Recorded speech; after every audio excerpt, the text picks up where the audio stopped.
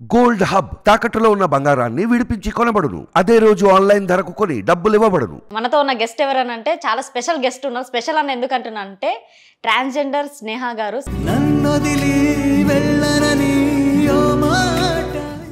ముందుగా అయితే మీరు కాళ్ళకి మెట్టలు ఉన్నాయి. సో పెళ్లి చేసుకున్నారా? అంటే నేను అబ్బాయిని పెళ్లి చేసుకోలేదు.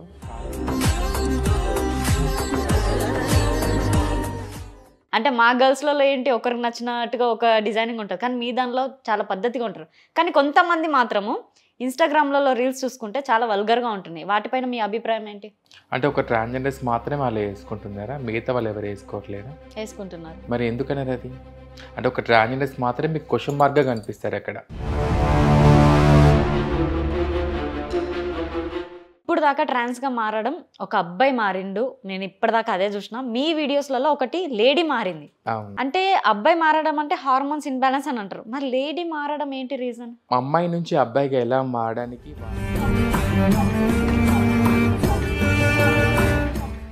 సో ట్రోలర్స్ గురించి? ట్రోలర్స్ అంటే చెత్తన పని పాట లేకుండా కుటుంబంలో తిని పండుకొని ఏ పని పాట లేకుండా బేవస్గా తిరిగే వాళ్ళు చేసే పని ట్రోలర్స్ అంటారు. ట్రాన్స్జెండర్స్ అమావాస్య రోజు ఏం చేస్తారు? అమావాస్య రోజు అంటే మేము ఏం చేస్తామంటే ఇప్పుడు వరకు అంటున్నారు కదా, దాంట్లలో నిజంగా ఒకరు బుక్ చేసుకోవడం కానీ ఒకరు తీసుకెళ్ళడం కానీ వెళ్ళినప్పుడు అక్కడ ఏమన్నా ఫేస్ చేయాల్సినవి ఏమన్నా ఉన్నాయా? చాలా ఉన్నాయి. ఎట్లా? ఒకరని బుక్ చేసుకుంటారు మమ్మల్ని, తర్వాత అక్కడికి వెళ్ళిన తర్వాత 2-3 ఉంటారు. వాడు చెప్పింది చేయకపోతే చంపేస్తా అంటారు, కొడతారు, నరకం చూపిస్తారు, బలవంతంగా మందు తాగిపిస్తారు, చిత్రహింసలు గురి చేస్తారు.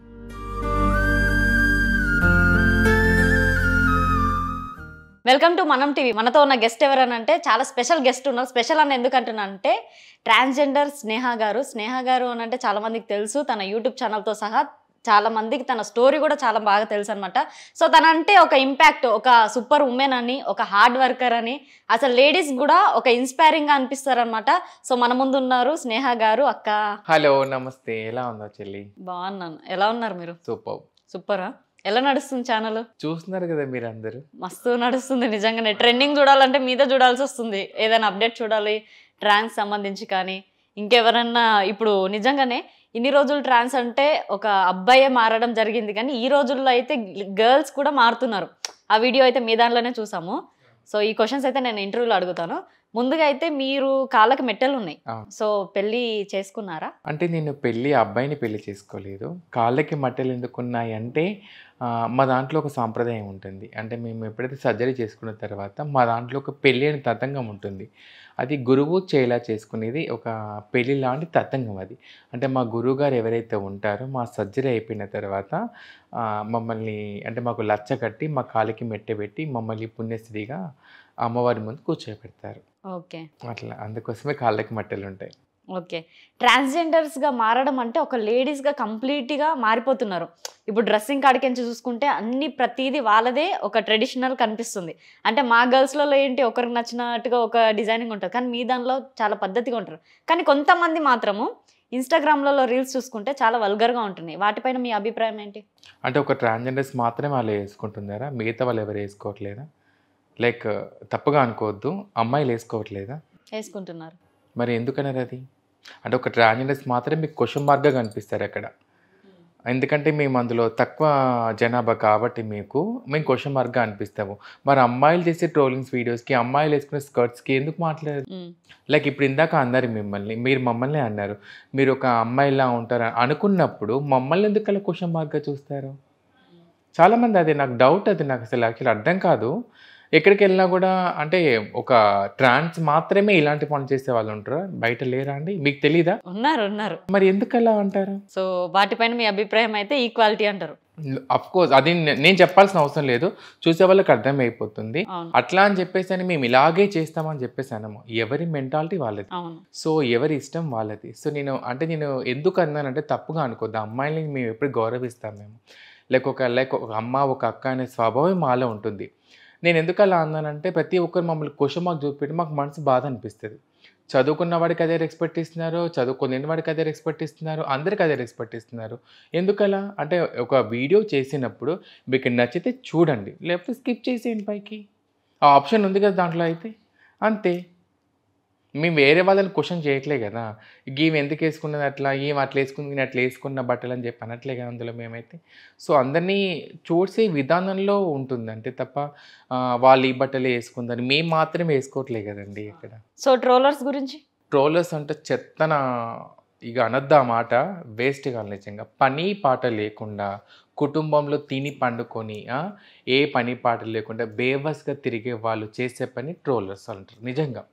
ఎందుకంటే వాళ్ళకి ఏంటంటే ఎంతసేపు ఎవరిని ఎక్కడ విమర్శించాలి, ఎవరిని ఎక్కడ పాయింట్అవుట్ చేయాలి అని చేసే పనిలోనే ఉంటారు. అక్కడ వాళ్ళు వెనకబడిపోతున్నారు, మమ్మల్ని ముందుకు పంపిస్తున్నారు. ఒక విషయంలో వాళ్ళకి థ్యాంక్స్ చెప్పాలి, ఒక విషయంలో వాళ్ళని ఏ విధంగా ఆ విధంగా అనేసేయాలి. ఎందుకు అంటే ఒక వీడియో చేసేటప్పుడు ప్రతి ఒక్కరు ఒక ట్రైనింగ్ తీసుకొని మనం మాట్లాడడం.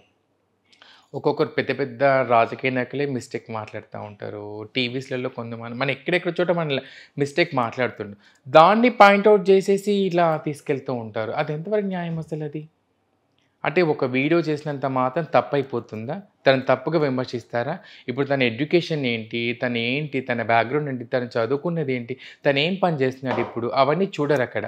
తను చేసిన ఒక తప్పును మాత్రమే పట్టుకుంటారు అందులో. అది నిజంగా అది నాకు పని పాటలు ఏం చేసే వాళ్ళ వేస్ట్ కాలేదంతా.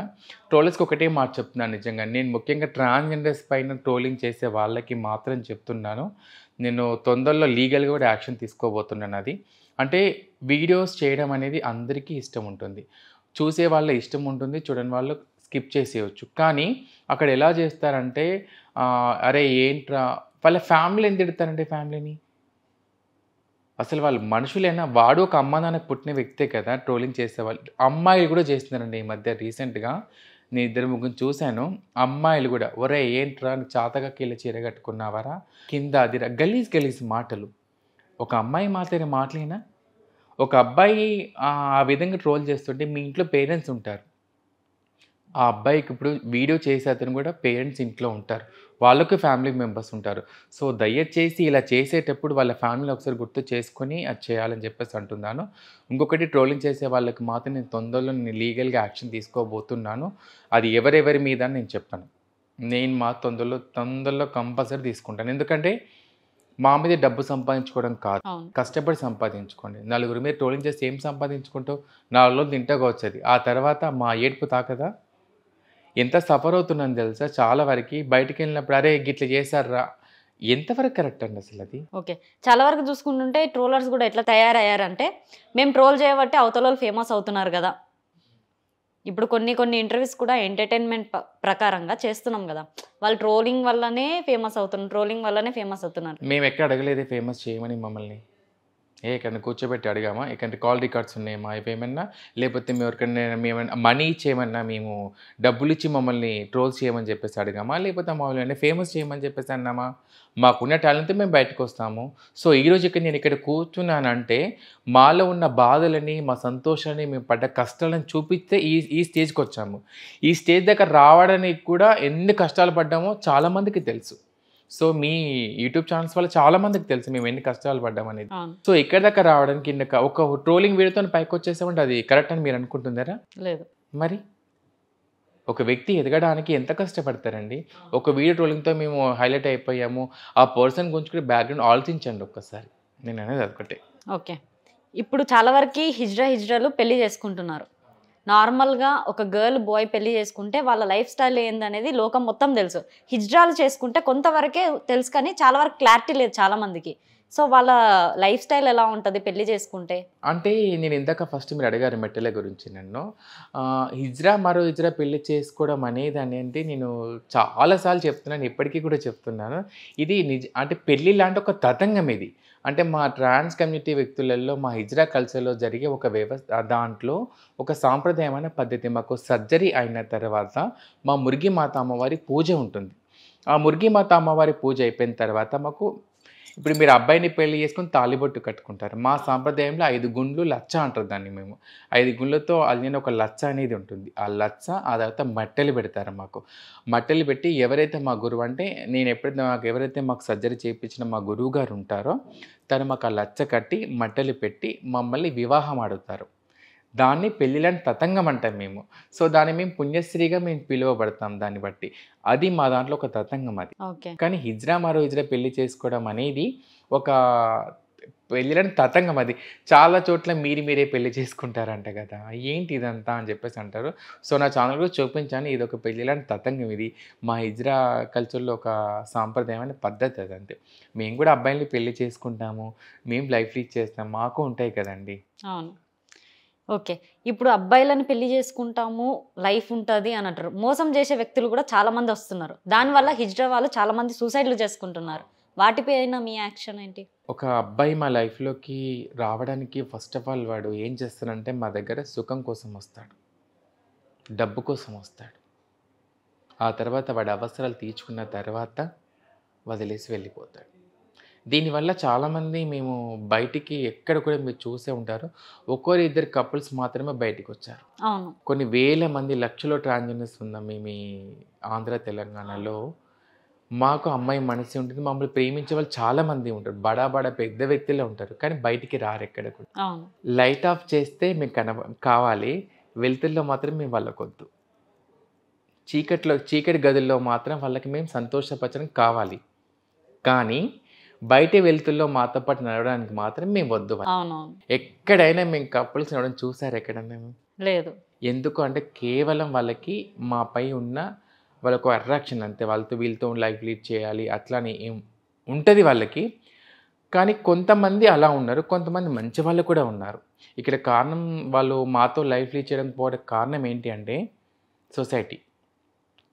ఒక అబ్బాయి వచ్చి నన్ను ప్రేమిస్తాను అంటే ఫస్ట్ మన ఫ్రెండ్స్ ఏమంటారు, అదే ఇక కొంచెందాన్ని పట్టావరా నువ్వు, అదేంట్రా దాన్ని పట్టావేంట్రా అని చెప్పేసి అని ఆ అబ్బాయిని ఎక్కిరించడం వలన తను మానసికంగా స్ట్రగుల్ అయిపోతాడు.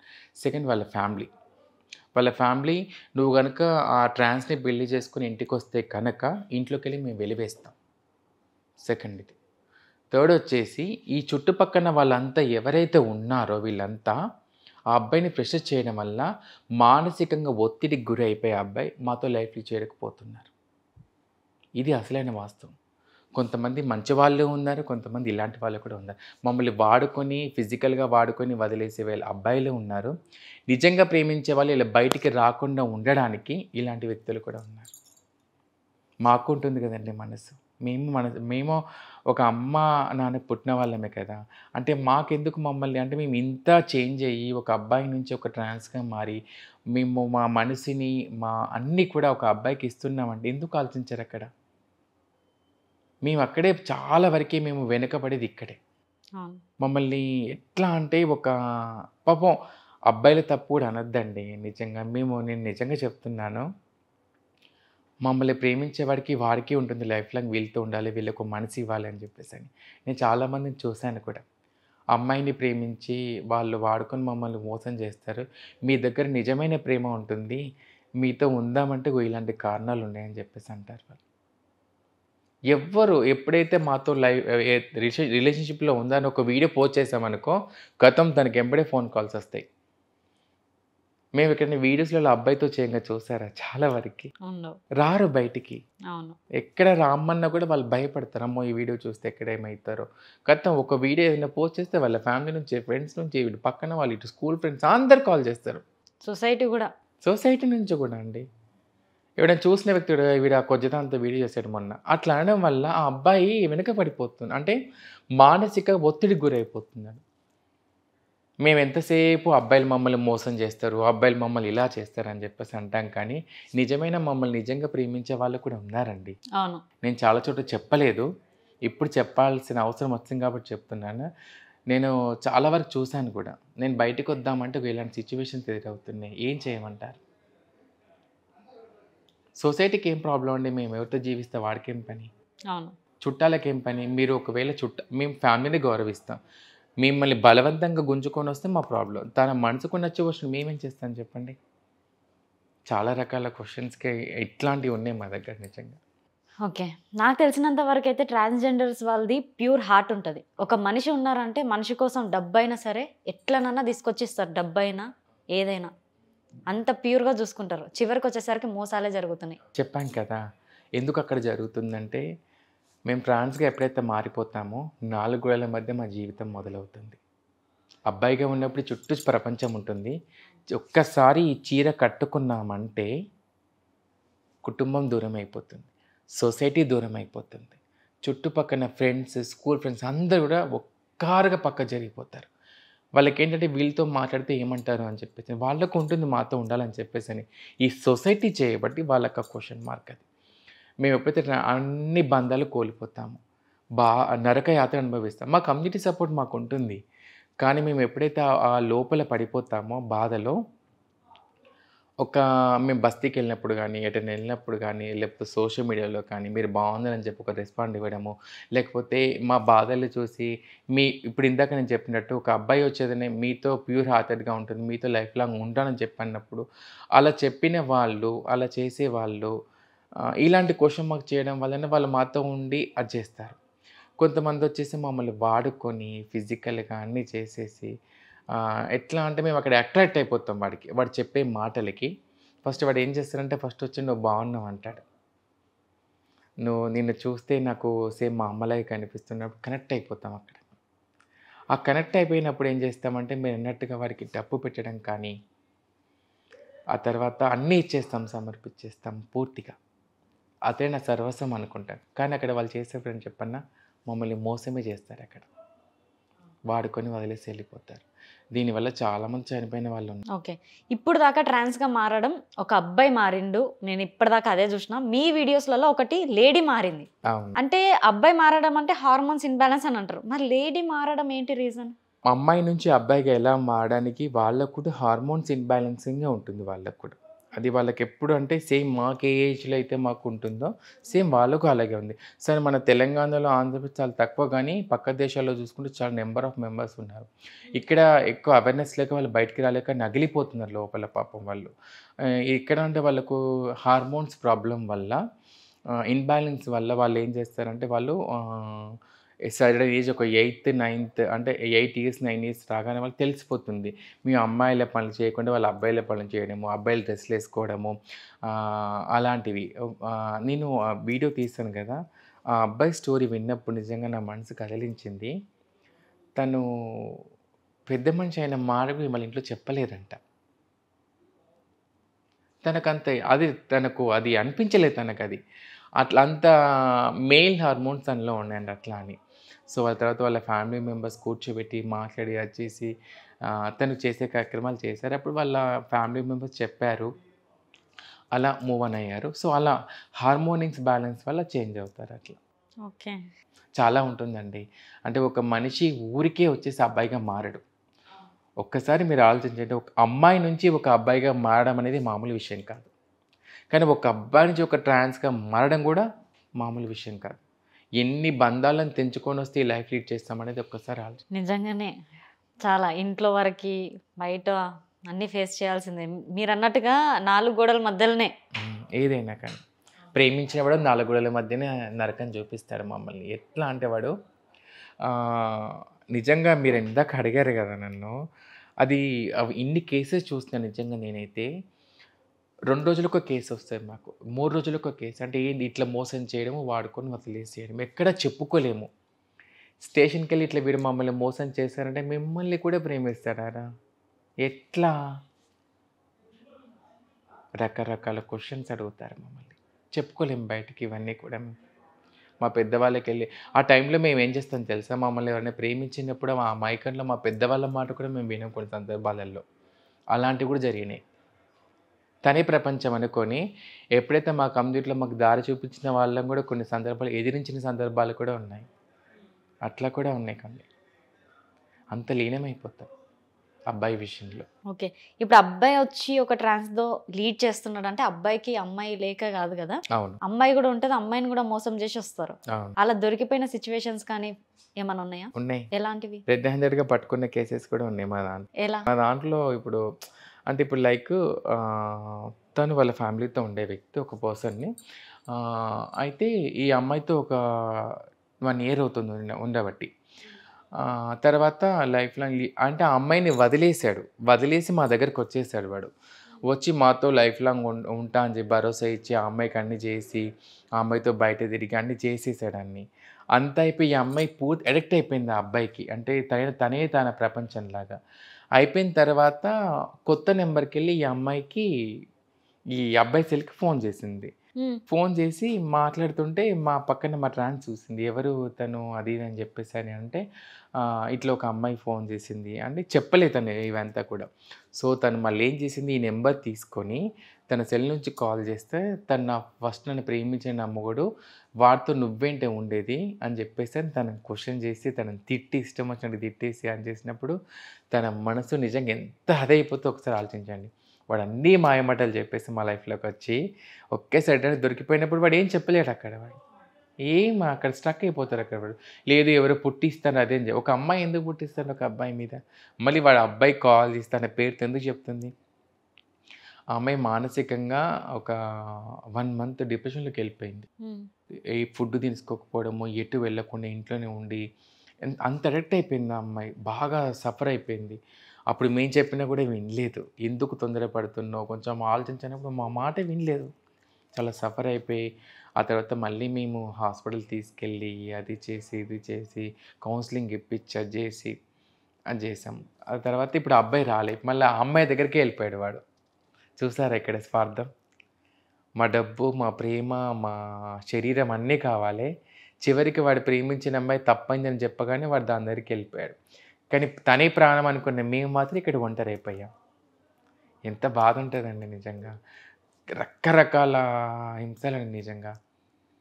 ఒకడేమో వాడు ఏమంటారు తెలుసుకోకూడదు మమ్మల్ని, నీకు నిజంగా నా మీద ప్రేమ ఉంటే ప్రాణం తీసుకున్నావు అని చెప్పేసి అంటాడు. అలా ఒక జరిగింది కేసు ఒకటి రాజమండ్రిలో. అరే నీకోసం నేను చచ్చిపోతారా అని చెప్పేసానంటే నిజంగా నా మీద ప్రేమ చావైవే నువ్వు అని చెప్పేసి అంటే ఆ అమ్మాయి నిజంగానే పురుగుల మందు తాగేసింది, చనిపోయింది ఆ అమ్మాయి. వాళ్ళ ఇంట్లో వాళ్ళ అబ్బాయికి సంబంధాలు చూస్తున్నారు. ఈ అమ్మాయి అనేది నువ్వు లేకపోతే నేను బతకలేను అంటే మరి చావు అని చెప్పేసి అంటే అది నీకోసం చావడానికి సిద్ధంగా ఉన్నారా అని చెప్పేసి అంటే మరి చావు అంటే ఆ అమ్మాయి బెదిరించడం కోసం చేసింది. ఒక్క క్షణం ఆలోచిస్తే అయిపో కదా ఆ అమ్మాయి. వాడి మైకంలో తాకి చనిపోయింది ఆ అమ్మాయి. మేము చాలా మీడియాస్కి అన్నిటికీ ఇచ్చాం, ఎక్కడ ఏది లేదు. వాడిని అరెస్ట్ చేశారు, బెయిల్ మీద బయటకు వచ్చేసాడు, గంతే, ఏముంది. ఇప్పుడు ట్రాన్స్లో ఇలాంటి సూసైడ్ కేసెస్ జరుగుతున్నాయి. అంటే ఒకరిని నమ్మి పూర్తిగా వాళ్ళకి డబ్బు పెట్టి అంతా చూసుకొని లాస్ట్కి వచ్చేస్తే ఒంటరి జీవితం అయిపోతుంది. ఆ సూసైడ్లు జరగకుండా మీరు వాళ్ళకేం చెప్తారు? చాలా వరకు మేము మా వాళ్ళందరికీ జరిగిన ఇన్సిడెంట్ అందరికీ కూడా మేము చూపిస్తున్నాం వాళ్ళకి. ఎప్పుడు ఎవరైతే చెప్తే ఇప్పుడు అమ్మాయిలు వింటారా? మీరు ఒక్క మాట చెప్పండి. ఇప్పుడు చాలామంది ఫ్యామిలీస్లలో ఒక అమ్మాయికి పేరెంట్స్ చెప్తే వింటారా? తనే ప్రపంచం అనుకుంటారు. మా దాంట్లో కూడా అంతే. మేము ఇంకా ఎట్లా అంటే మేము బంధించబడి ఉంటాం కదా, బంధించబడిన మమ్మల్ని ఒకేసారి బద్దలు కొట్టే విషయాలు చెప్తారు మాకు. మీరు బాగున్నారు, అందంగా ఉన్నారు, అది ఇదని మమ్మల్ని మా వెనుక పడడము, మాకు కేరింగ్గా అవన్నీ చేయడం అడిక్ట్ అయిపోతాం వాళ్ళకి. అక్కడే మేము అది అయిపోయేసరికి మా పెద్దవాళ్ళ మాట కూడా వినకుండా అది అయిపోతున్నాం. కానీ మేమైతే అందరికి ఒకటే మాట చెప్పేది ఏంటంటే, ఒక అబ్బాయి మాతో లైఫ్ లాంగ్ లీడ్ చేయడానికి వస్తున్నాడు అంటే ఫస్ట్ ఆఫ్ ఆల్ తన ఫ్యామిలీకి చెప్పాలి. కుటుంబాన్ని ఒప్పించుకునే విధంగా ఉంటేనే మన లైఫ్లోకి ఆహ్వానించాలి. సెకండ్, సొసైటీ గురించి యాక్సెప్టెన్స్ మనకు అవసరం లేదు. సొసైటీ ఏమంటుంది అనేది వాళ్ళ చుట్టుపక్కల ఫ్యామిలీ ఒప్పుకుందా లేదా అనేది చూస్తే కనుక అప్పుడు యాక్సెప్ట్ చేయాలి అబ్బాయిని. మనం ఏం చేస్తామంటే చూడగానే నచ్చిండు, మనం ఓకే అనుకున్నాము.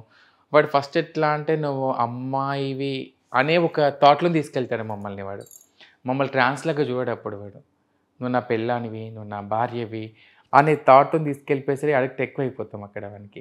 సో వాళ్ళందరికీ కూడా మేము మమ్మల్ని మా లైఫ్లోకి వచ్చే అబ్బాయిలకి మేము ఒకటే మాట చెప్తున్నాము, ఇలా మీరు మా లైఫ్లోకి వచ్చి మేము ప్రాణాలు తీసుకోవడం కంటే మమ్మల్ని ప్రేమించేయడానికి వచ్చే ముందు ఒక్కసారి మీ ఫ్యామిలీ గురించి ఆలోచించి మా లైఫ్లోకి రండి. మేము మనుషులేమి, మాకు మనసు ఉంటుంది. దయచేసి అదొక్కటి అర్థం చేసుకుంటే చాలంతే. మా ట్రాన్స్జెండర్స్ కూడా ఆలోచించాలి, వచ్చేవాడు వాడు నిజమైన మంచా కాదా, మా డబ్బు ఆశించి వస్తున్నాడా లేదా అనేది. ఒకప్పుడు ఇది వేరు, ఇప్పుడు టెక్నాలజీ మొత్తం చేంజ్ అయిపోయింది. మనం సోషల్ మీడియాలో ఉన్నాం, మనము ప్రతిదీ టెక్నాలజీ అంతా చేంజ్ అయిపోయింది. ఎవరి గురించి ఎంక్వైరీ చేసిన ఇది తెలిసిపోతుంది మనకు. అవన్నీ తెలుసుకొని మన లైఫ్లోకి రాణిస్తే బాగుంటుందని చెప్పేసి నా ఆలోచన. ఓకే, ఈ మధ్య ఒక ట్రెండ్ అవుతుంది, హిజ్రా వాళ్ళు చనిపోయే ముందే తెలుస్తుంది అని. ముందుగానే తెలుస్తుందా? ఫేక్ అదంతా. ఓకే. మరి ఎందుకు ట్రెండ్ చేస్తున్నారు? ఎందుకు మాట్లాడుతున్నారు? తప్పుగా అనుకోవద్దు కానీ కొంతమందికి ఎట్లా ఛానల్స్ వాళ్ళకి రేటింగ్స్ కోసం చేస్తారో తెలియదు, దేనికోసం చేస్తారో తెలియదు కానీ మమ్మల్ని అట్లా ఒక అది చేసేస్తారు. ఎందుకు అట్లా చేస్తారో మాకు అర్థం కాదు. సోషల్ మీడియాలో ఆ విధంగా ఉందంటే వచ్చేసి ఇప్పుడు దీంట్లో కూడా అదే విధంగా అయిపోయింది. ఏ ఛానల్స్ వాళ్ళలో కూడా ఇజ్రా చనిపోయే ముందు వాళ్ళకి ముందే తెలుస్తుంది అంటే జాగ్రత్త పడతాం కదా మేమైతే. ఇప్పుడున్న జనరేషన్కి మీరు ఒక్కసారి ఆలోచించండి. ఆరోగ్యం బాగాలేకపోతే వెళ్ళి హాస్పిటల్ చెకప్ చేసుకుంటాం మనము. చనిపోతున్న ముందే తెలిస్తే ఏ వ్యక్తినా జాగ్రత్త పడతాడు. తన కుటుంబం కోసమైనా, తన కమ్యూనిటీ కోసమైనా, తను ఇష్టపడే వ్యక్తి కోసమైనా జాగ్రత్త పడతాం. మేమేం జాగ్రత్త పడము అట్లా? ఇవంతా ఫేక్ న్యూస్ అంతా. చనిపోయే ముందు ఎవరికి తెలుస్తుందండి? ఈ క్షణం కూడా ఇప్పుడు మీతో మాట్లాడుతూ నా ప్రాణం అయితే తెలియదు నాకు. దేవుడు మాకు వరం ఇచ్చాడు, దీవించే వరం ఇచ్చాడు, కానీ ఇది తెలిసే వరం అయితే ఎవరికి ఇవ్వలేదు అది. ఓకే. హిజ్రా వాళ్ళు చనిపోతే వాళ్ళని చెప్పుతో కొట్టుకుంటూ తీసుకెళ్తారంట, అది ఎంతవరకు నిజం? ఇది నేను కూడా విన్నాను. ఇది అంటే ఎట్లా అంటే ఇది రాజుల కాలంలో వెనకట్ట ఉండేదేమో, నాకు తెలియదు అసలు యాక్చువల్లీ. ఇది చాలామంది ఏమంటారంటే మమ్మల్ని మీరు చనిపోయినప్పుడు చెప్పులతో కొట్టుకుని తీసుకెళ్తారంట, లేకపోతే మీరు చనిపోయినప్పుడు ఎవరైనా చూస్తే వాళ్ళు కూడా మళ్ళీ జన్మలో హిజ్రాగా పుడతారంట. రకరకాల అపోహలు అన్నీ వచ్చాయి. ఇదంతా కూడా మేము ఫేకే, ఇదంతా కూడా నాకు తెలిసి వెనకట ఉండేనేమో, కానీ మేమైతే అలా చెయ్యం. అట్లా ఎలా జరుగుతుంది? మన ఛానల్లో ఇట్స్ మీ స్నేహ ఛానల్లో ఒక వీడియో చూపించాను నేను. ఒక పుణ్యస్త్రీ చనిపోతే ఎలా తీసుకెళ్తారో మేము చనిపోయినప్పుడు కూడా అదే విధంగా తీసుకెళ్తారు. మీకు ఇంకో విషయం తెలుసా?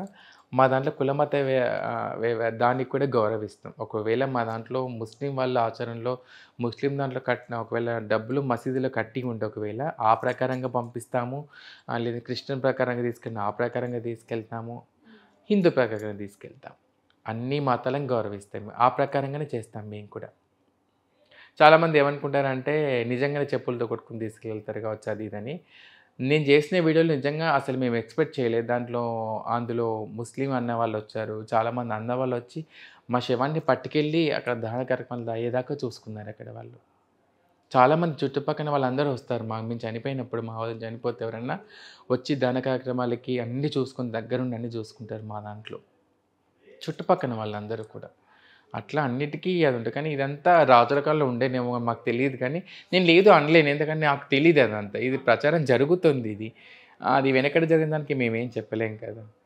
కానీ ఇప్పటికీ మా దాంట్లో పెద్దవాళ్ళు, ముసలి వాళ్ళు ఉన్నారు, వాళ్ళు చనిపోయి కూడా ఇదే విధంగా తీసుకెళ్తాం మరి మేమైతే. సో ట్రాన్స్ అనగానే మేకప్ వేసుకుంటారు, లిప్స్టిక్ వేసుకుంటారు, మీరు మాత్రం చాలా న్యాచురల్గా ఉన్నారు. ఒక మదర్ ఎలా ఉంటుంది అసలు ఏం పెట్టుకోకుండా ఒక కట్టు బొట్టు అన్నట్టుగా చాలా న్యాచురల్గా ఉన్నారు ఏంటక్క? అంటే ఒక్కొక్కరికి ఒకలా ఉంటుంది కదా. సో నేను ఎప్పుడు కూడా మేకప్ అయ్యాను. ఏదైనా సినిమా షూటింగ్స్, ఏదైనా ఒకేషన్ పార్టీస్ ఉన్నప్పుడు వేస్తాను. సో నేను క్యాజువల్గా ఎలా ఉంటున్నా అలాగే ఉంటాను. ఓకే, అంతే. అంటే మీరు ఇంతకుముందు కూడా చెప్పారు, ఒక ఆడపిల్లలాగా మేము ఒక మగాడి కోసము మేకప్ వేసుకొని లిప్స్టిక్ వేసుకొని రెడీ అవుతాము, ఒక మగాడి కోసమే రెడీ అవుతాము అని. మగాడి కోసం రెడీ అవ్వడం అనేది అంటే ఒక ఆడపిల్ల ఎందుకు రెడీ అవుతుంది? తను అందంగా ఉందా లేదా అని చూసుకోవడం కోసం. మగాడి కోసం మేమేమి ఇలా మారలేదు. మేము ఒక అబ్బాయి నుంచి ఒక ట్రాన్స్గా మారినప్పుడు మాకు ఉన్న హావభావాలు అమ్మాయిలా ఉంటాయి కానీ మేము అమ్మాయిలా మారుతాం. మగాడి కోసం మేమేం రెడీ కాము. మీరు చెప్పారు ఒక దాంట్లో మగాడి కోసం అంటే మేము అక్కడ చెప్పిన విధానం ఏంటంటే, మీరు సెక్స్ వర్క్ చేస్తారట కదా అని చెప్పేసి అడిగినప్పుడు నేను ఆన్సర్ ఇచ్చాను అక్కడ. ఇప్పుడు సెక్స్ వర్క్ చేసినప్పుడు వెళ్తే ఎలా వెళ్ళాలి? చీపి వెళ్తే వాడు మమ్మల్ని తీసుకెళ్ళారు కదా. వాడికి నచ్చినట్టు ఉండాలి, వాడికి పెదాలకి లిఫ్టింగ్ పెట్టాలి, కళ్ళకి కాటుక పెట్టాలి, మేకప్ అయ్యాలి, వాడికి అందంగా కనిపిస్తేనే కదా వాడు తీసుకెళ్ళేది. సో అప్పుడు చెప్పాను అది. ఓకే, ఇప్పుడు వర్క్ అంటున్నారు కదా, దాంట్లో నిజంగా ఒకరు బుక్ చేసుకోవడం కానీ ఒకరు తీసుకెళ్ళడం కానీ వెళ్ళినప్పుడు అక్కడ ఏమన్నా ఫేస్ చేయాల్సినవి ఏమన్నా ఉన్నాయా? చాలా ఉన్నాయి. ఎట్లా? ఒకరిని బుక్ చేసుకుంటారు మమ్మల్ని, తర్వాత అక్కడికి వెళ్ళిన తర్వాత 2-3 ఉంటారు. వాడు చెప్పింది చేయకపోతే చంపేస్తా అంటారు, కొడతారు, నరకం చూపిస్తారు, బలవంతంగా మందు తాగిపిస్తారు, చిత్రహింసలు గురి చేస్తారు. అలా చాలామంది ట్రాన్స్జెండర్ జరిగినవి కూడా ఉన్నాయి. అట్లా మా దగ్గర ఫోన్లు లాగేసుకుంటారు, మా దగ్గర ఉన్న డబ్బులు లాగేసుకుంటారు, ఫిజికల్గా అంతా చేసి మమ్మల్ని ఎక్కడో చోట వదిలేసి అడవిలో వదిలేసి వెళ్ళిపోతారు. అలాంటివి కూడా ఉన్నాయి. మీరు అనుకుంటారు కదా చాలామంది, ఇందాక మీరు అన్నట్టే పెదాలపై లిఫ్టింగ్ పెట్టుకుని ముఖానిపై రంగు వేసుకొని అబ్బాయికి నచ్చే విధంగా అనిపిస్తాం, కానీ అక్కడ పడే బాధలు చాలా ఉంటాయి. నరకం చూపిస్తారు అక్కడ. వాళ్ళు చెప్పింది చేయకపోతే చంపేస్తామంటారు. ఆ ప్రాణం కాపాడుకోవడం కోసం కూడా తప్పదు అక్కడ మాకు. నరకయాతన అనుభవించాను. చాలామంది చిన్న చిన్న ఏజ్ వాళ్ళు పిల్లలు మా దాంట్లో వచ్చి చెప్పినప్పుడు మాకు బాధ అనిపిస్తుంది. మాకు తట్టుకోలేము ఆ బాధ. అంటే ఎట్లా అంటే వాళ్ళు పెట్టిన నరకం చెప్తే అమ్మాయికి చెప్పినప్పుడు సోషల్ మీడియా అంతా సపోర్ట్ చేస్తుంది, కానీ మమ్మల్ని ఈ విధంగా ఇబ్బంది పెడతారు అదని చెప్పి ఎవరు అర్థం చేసుకోరు. నరక యాతన అనుభవిస్తారు మా దాంట్లో. మీరు అనొచ్చు ఎందుకు ఆ వృత్తి ఎన్నుకోవాలని చెప్పేసి అని. అంటే ఇప్పుడు నన్ను నా కుటుంబం ఒప్పుకుంది అవును. కాబట్టి నేను బయట ఎక్కడైనా తిరిగి బెగ్గింగ్ చేయగలుగుతాను, సిగ్నల్కి వెళ్ళగలుగుతాను, షాపింగ్స్ వెళ్ళి అడుక్కోగలుగుతాను. కానీ నా ఫ్యామిలీ ఒప్పుకోనప్పుడు నేనేం వృత్తి చేసుకోవాలి? తప్పక చేయాలి కదా అది ఆ వృత్తి. అట్లాంటి నరకయాత అనుభవించే కూడా ఉన్నారు చాలామంది. ట్రాన్స్జెండర్స్ అమావాస్య రోజు ఏం చేస్తారు? అమావాస్య రోజు అంటే మేము ఏం చేస్తామంటే పూజలు మాత్రం కంపల్సరీ చేస్తాం మేము. అయితే ఆ రోజు మా ప్రత్యేకత ఏంటంటే చాలామంది మమ్మల్ని పూజలు చేయించుకుంటారు మాతో పాటు. అంటే ఎక్కడైతే కందిస్తుందో, ఎక్కడైతే వాళ్ళకి అంటే వాళ్ళ షాప్ నడవకపోయినా కానీ ఏం జరగకపోయినా మాతో దిష్టి తీయించుకుంటారు మాతోని. ఓపెనింగ్ అప్పుడు తీయించుకుంటారు, కానీ అమావాస్య రోజు ఒక వైబ్ ఉంటుంది కాబట్టి, ఎందుకంటే అర్ధనారీశ్వర రూపంలో ఉన్న మేము ఉంటాం కాబట్టి మాతో అడుగు పెట్టించుకుంటే వాళ్ళకంతా మంచి జరుగుతుందని మేము ఆ రోజు వెళ్ళి దిష్టి తీస్తాం వాళ్ళకి. అంటే గుమ్మడికాయతో కానీ నిమ్మకాయతో దిష్టి తీసి వాళ్ళకంతా మంచిగా దీవించి వస్తాం వాళ్ళకి ఆ రోజు. అంటే వాళ్ళకి ఏదైతే చెడు అపోహ ఉందో అదంతా తీసేసి వాళ్ళకంతా మంచిగా దీవించి వస్తాం. ఇది మీ లైఫ్లో మ్యారేజ్ అంటే ఏంటి? పాపం ఎందుకులే ఆ అబ్బాయిని బాధ పెట్టడం. నిజంగా నేను ఇందాక చెప్పినట్టు కొంతమంది మంచి వాళ్ళు చెడ్డవాళ్ళు ఉన్నారు. నాకు ఉంటుంది అబ్బాయితో లైఫ్ లీడ్ చేయాలని చెప్పేసి అని. ఈ సొసైటీ, ఈ ఫ్యామిలీ వీళ్ళంతా అబ్బాయిని పెట్టే బాధలకి కంటే నేను ఇలా ఒంటరిగా బతకడమే మంచిగా అనిపిస్తుంది. వచ్చే అబ్బాయి పాపం నాతో లైఫ్ లాంగ్ ఉందామని వస్తాడు పాపం తను, కానీ తను పెట్టే టార్చర్ ఎలా ఉంటుందంటే వాళ్ళ సొసైటీ ఏమంటుంది, ఇట్లా ఇందాక నేను చెప్పినట్టు క్వశ్చన్ మార్క్ చేయడం అది ఇది ఉంటుంది. ఒకవేళ వచ్చే అబ్బాయి వాళ్ళ ఫ్యామిలీని ఒప్పించుకొని లైఫ్ లాంగ్ నాతో ఉంటా అనే అబ్బాయి ఇస్తామని నేను యాక్సెప్ట్ చేస్తాను. నేను ఇద్దరికైతే ఎవరు లేరు నాకు. ఓకే. లవ్ చేసి పెళ్లి చేసుకుంటాం కదా. ఫస్ట్ లవ్ చేయాలంటే ఫస్ట్ తన గురించి తెలియాలి కదా, తన గురించి మనకి. ఓకే అక్క, మీ పాయింట్ ఆఫ్ వ్యూలో లవ్ అంటే ఏంటి? కేరింగ్గా చూసుకోవడము, నీకు నేను ఉన్నానని భరోసా కల్పించడము, ఏ పని చేసినా సరే నీ వెనక నేను ఉన్నానని చెప్పేసి అని ఒక నమ్మకం కల్పించడం. మా దృష్టిలో మాత్రం అదే. ఇప్పుడు ఒక అమ్మాయి ఒక అబ్బాయిని పెళ్లి చేసుకుని 7 అడుగులు ప్రయాణిస్తుంటే కుటుంబం చెప్పిన మాటలు నమ్మే కదా. ఈ అబ్బాయి అయితే నీకు ఈడు చోటు బాగుంటుందమ్మా, దీంతో లైఫ్ లాంగ్ హ్యాపీగా ఉంటావమ్మా అని చెప్పేసి అంటారు. కానీ మాకు అలా ఎవరు చెప్పరు కదా. మమ్మల్ని ప్రేమించేవాడు ఆ భరోసా కల్పిస్తే వానితో లైఫ్ లాంగ్ ఉండొచ్చు అని చెప్పేసి అనుకుంటాం. దానికి వెళ్ళాము. ఓకే, మీకు ఇన్స్టాగ్రామ్లలో మంచి ఫాలోయింగ్ ఉంది. ఇన్స్టాలో మీకు ఎలాంటి మెసేజెస్ చేస్తుంటారు? చాలామంది మంచి మెసేజ్లే వస్తాయి, కానీ కొంతమంది బ్యాడ్ కూడా పెడతారు వాళ్ళు. లైక్ ఎలా? ఎట్లా అంటే నన్ను పెళ్లి చేసుకో, నాతో ఉండు, నీకు లైఫ్ లాంగ్ తోడుగా ఉంటా, నెంబర్ ఇవ్వు నీది, అట్లా రకరకాలు అంటారు. అక్కడే అర్థమైపోతుంది మనకి. అంటే మేము చేసిన యాక్టివిటీస్కి రిసీవింగ్ బాగానే ఉంటుంది. నేను సింగిల్ వీడియోస్ నా ఏమైనా పెడతాను కదా, పర్సనల్గా మెసేజ్ స్టార్ట్ అయిపోతుంది. ఇప్పటికీ నా మొబైల్లో ఉంటాయి 250 మెసేజ్లకు అలాగే ఉండిపోతాయి. నేను ఏవి ఓపెన్ చేయను. అవి ఓపెన్ చేసి వాళ్ళ బాధ పెట్టడం ఎందుకు అని చెప్పేసి అని. సోషల్ మీడియాలో అంతా కూడా ఫేకే అండి. సోషల్ మీడియాలో అంతా కూడా ఫేక్ లవే. ఆ టైంకి వాడు యూజ్ చేసుకొని వదిలేసి వెళ్ళిపెట్టేవాళ్ళు తప్ప ట్రూగా లవ్ చేసే వాళ్ళు సోషల్ మీడియాలో ఎవరు చెప్పరు. నా ఉద్దేశం అది. చాలా వరకు మా దాంట్లో మమ్మల్ని ఆ విధంగా మోసం చేసిన వాళ్ళే ఉన్నారు. ఓకే, ఇప్పుడు దాకా మీరు సఫర్ అయినది ఏదైనా ఉందా? అంటే బ్యాడ్ కేస్ కానీ బ్యాడ్ సిచ్యువేషన్ కానీ మీకు ఇప్పటికీ డిసప్పాయింట్ ఇచ్చేది? ఉంది. ఏంటి? మా అమ్మతో ఉన్న సన్నివేశం. అంటే మాకు ఫస్ట్ నుంచి మాకేం ఆస్తులు అవి ఏం లేకుండే. నేను ట్రాన్స్గా మారిన తర్వాత మా అమ్మ ప్రేమ పొందడానికి మధ్యరాత్రి పూటే వెళ్ళొచ్చేదాన్ని. మాకు సొంత ఇల్లు ఏం లేకుండే కాబట్టి మధ్యరాత్రి పూట వెళ్ళి వచ్చేదాన్ని అమ్మని చూడడానికి. ఫస్ట్ పేరెంట్స్ ఎవరు ఒక్కరు ట్రాన్స్గా మారిన తర్వాత మా అమ్మ దగ్గరికి వెళ్ళడానికి మధ్యరాత్రి పూట, ఎందుకు రెంట్ హౌస్లో ఉంటే చుట్టుపక్కల వాళ్ళు ఎందుకు మీ అబ్బాయి ఇలా అయ్యిండు, ఎందుకు ఇలా వస్తుందని చెప్పి క్వశ్చన్ చేస్తే వాళ్ళ దగ్గర ఖాళీ చేపిస్తాడు. మధ్యరాత్రి పూట వెళ్ళిపోయేదాన్ని. అప్పుడు అమ్మ చూసి చాలా బాధపడేది నన్ను. ఇక మేమంటే నేను ట్రాన్స్గా మారిన డబ్బులన్నీ పోగేసుకొని, మా తమ్ముడు కూడా అంతా తెలుసు మా ఇంట్లో అందరికీ, డబ్బులన్నీ పోగేసుకొని అన్నీ జమ చేసుకొని ఒక ఇల్లు కొనుక్కున్నాం మా తమ్ముడు నేను ఇద్దరం కలిసి. ఇల్లు కొనుక్కున్న తర్వాత అప్పటికి మా అమ్మ కొంచెం ఆరోగ్యం బాగాలేకుండే. ఎక్కువ మా అమ్మ బాగా సఫర్ అయిపోయేది. ఈ చుట్టుపక్కల వాళ్ళనే మాటలకి, వాళ్ళ పెట్టి అనే మాటలకి సఫర్ అయిపోయిన తర్వాత నేనేమనుకుంటే సొంత ఇంట్లో అయితే మా అమ్మతో ఎక్కువ ఉండొచ్చు, ప్రేమగా ఉండొచ్చు, గడపొచ్చు అనుకున్నాను. మీరు నమ్ముతున్న నంబరు 14 సంవత్సరాలు అనుకుంటా, 15, 14 సంవత్సరాలు అనుకుంటా అమ్మ ప్రేమకు దూరం అయిపోయాను ఇలా మారిన తర్వాత. 12 ఇయర్స్ తర్వాత అమ్మకు అటాచ్మెంట్ కలవడం పోవడం జరిగేది.